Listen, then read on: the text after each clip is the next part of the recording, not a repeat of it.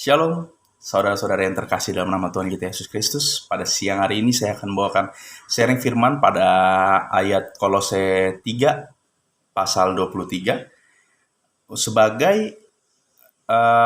sebagai tugas pelayanan digital workshop yang kedua. Oke, saya akan bacakan ayatnya untuk saudara-saudari semua. Kolose 3 ayat 23. Apapun juga yang kamu perbuatlah dengan segenap hatimu seperti untuk Tuhan dan bukan untuk manusia. Amin. Ya, ayat ini, pasal ini, surat ini ditujukan kepada jemaat Kolose yang ditulis oleh Rasul Paulus sendiri. Ya, jemaat Kolose awal mula didirikannya ini adalah hasil buah dari doa Paulus selama 3 tahun, hasil buah pelayanan Paulus selama 3 tahun melalui pengantara anak rohani rekan sekerjanya yaitu Epafras ya. Walaupun dalam sejarah bahwa ditulis Paulus tidak pernah mengunjungi Kolose, tapi Paulus menjalin hubungan baik dengan jemaat di sana melalui rekan kerjanya yaitu Epafras ya. Nah, tujuan kitab ini ditulis adalah untuk melawan banyak sekali ajaran palsu-palsu yang beredar di sana gitu. Bahkan dalam gereja Kristen di sana pun terdapat ajaran-ajaran palsu yang beredar, yaitu mereka ingin mencoba menggantikan keutamaan Kristus, keunggulan Kristus dari ciptaannya sampai pada kebangkitannya, penyataannya, penebusannya, itu mau mencoba digeser gitu. Mungkin mau dicoba untuk menggantikan keunggulan dari Kristus Yesus sendiri. Makanya surat ini tuh benar-benar ditujukan supaya jemaat Kolose untuk hidup tetap berpadanan berpegang pada Injil Kristus, Injil yang benar, yaitu Injil Yesus Kristus ya. Dan juga dalam firman ini, dalam pasal ini, dalam Kolose ini itu bertujuan untuk mengajarkan karakter atau sifat yang sebenarnya dari orang yang percaya Kristus, yang sudah dibaharui hidupnya oleh Roh Kudus, yang menjadi manusia baru. Jadi untuk menunjukkan setiap karakter asli dari manusia baru sebenarnya seperti apa ya. Itu bisa kita lihat di Kolose 3 ya. Di situ ada manusia baru di sana. Nah, dan bagaimana sih hidup orang yang sudah hidup baru itu, hidup sebenarnya itu harus seperti apa? Tuntutannya dalam hidup orang yang percaya, yang telah percaya Kristus, dia harus hidup bagaimana gitu. Oke, kita kembali ke dalam ayat yang ke-23 tadi, bahwa saya ulangi ayatnya, apapun juga yang kamu perbuatlah dengan segenap hatimu seperti untuk Tuhan dan bukan untuk manusia. Ya, bahwa kembali ke tadi, bahwa setiap umat, setiap orang yang telah percaya kepada Tuhan Yesus Kristus, fokusnya dalam hidupnya adalah telah berubah. Dari dosa diangkat ke dalam terang. Fokusnya berubah. Fokusnya dari diri sendiri diubahkan menjadi fokusnya kepada Kristus. Dalam setiap hidup orang Kristen yang kita adalah hamba Allah, fokus hidup kita sekarang sudah berubah, yaitu untuk melayani, untuk hormat kemuliaan nama Tuhan Yesus. Ya. Nah, di dalam ayat 23 ini, saudara-saudari, ini ada berkorelasi dengan ayat 22. Saya akan bacakan ya. Ayat 22. Hai hamba-hamba, taatilah Tuhanmu yang di dunia ini dalam segala hal. Jangan hanya di hadapan mereka saja untuk menyenangkan mereka, melainkan dengan tulus hati karena takut akan Tuhan. Barulah muncul ayat apapun juga yang kamu perbuat ini ya, saudara-saudara. Nah, kata hamba di sini itu menggunakan bahasa Yunani yang artinya menggunakan kata doulos. Doulos ini adalah artinya hamba.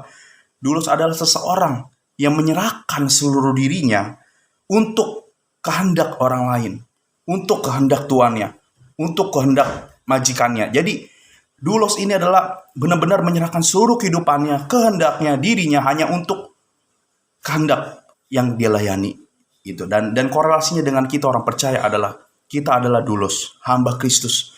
Kita menyerahkan seluruh kehidupan kita untuk dipimpin oleh Kristus, menundukkan semua kehendak kita, diri kita, supaya kehendak Tuhan yang tergenapi dalam kehidupan kita ya. Jadi hidup kita bukan milik kita lagi, melainkan milik Kristus. Makanya kita dibilang hamba. Kita adalah hamba Allah, sahabatnya Allah ya. Jadi menyerahkan diri sepenuhnya untuk supaya kehendak Kristus jadi dalam hidup kita, supaya kerajaan Allah semakin diperluas melalui hidup kita, melayani dengan segenap hati.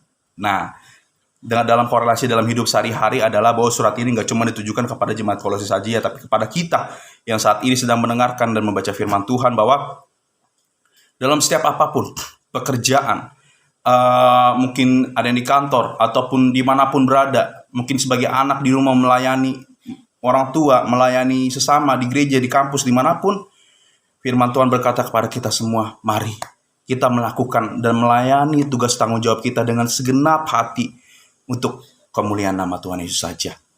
Ya, di dalam kehidupan ini, dalam kehidupan ini memang untuk melakukan dengan segenap hati banyak sekali halangannya, dan mungkin tidaklah mudah ya.